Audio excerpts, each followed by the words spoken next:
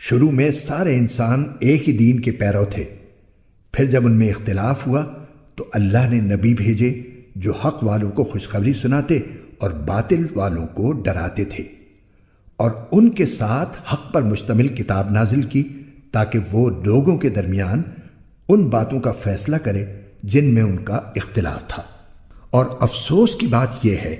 کہ کسی اور نے نہیں بلکہ خود انہوں نے، جن کو وہ کتاب دی گئی تھی، روشن دلائل آ جانے کے بعد بھی صرف باہمی ضد کی وجہ سے اسی کتاب میں اختلاف نکال لیا۔ پھر جو لوگ ایمان لائے، اللہ نے انہیں اپنے حکم سے حق کی ان باتوں میں راہ راست تک پہنچایا جن میں انہوں نے اختلاف کیا تھا، اور اللہ جسے چاہتا ہے راہ راست تک پہنچا دیتا ہے۔ مسلمانوں، کیا تم نے یہ سمجھ رکھا ہے کہ تم جنت میں یوں ہی داخل ہو جاؤ گے، حالانکہ ابھی تمہیں اس جیسے حالات پیش نہیں آئے جیسے ان لوگوں کو پیش آئے تھے جو تم سے پہلے ہو گزرے ہیں۔ ان پر سختیاں اور تکلیفیں آئیں اور انہیں ہلا ڈالا گیا، یہاں تک کہ رسول اور ان کے ایمان والے ساتھی